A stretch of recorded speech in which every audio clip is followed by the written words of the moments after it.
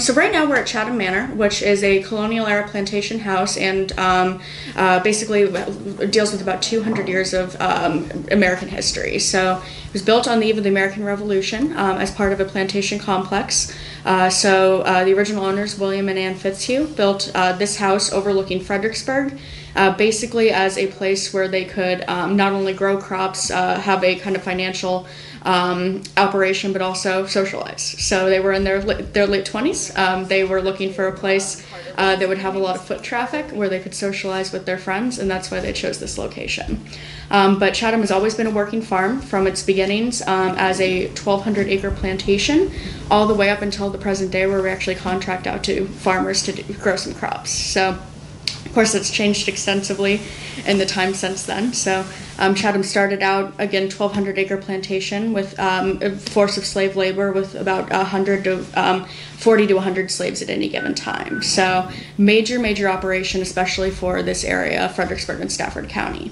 It continued as a plantation running on slave labor up until the Civil War.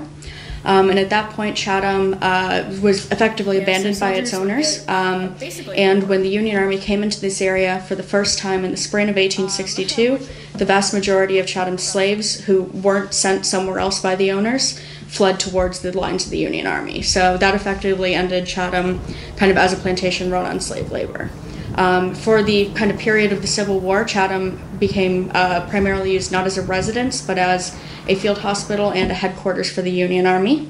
But then after the Civil War, it once again became a residence. And this kind of represents a transition from what we refer to as the Old South to the New South. So different type of form of labor, different kind of function as a house like this. In the period after the Civil War up until the 1920s, Chatham's land was steadily sold off until around the turn of the 20th century, and it shrunk from, again, that beginning phase of a 1,200-acre plantation to a 30-acre farm.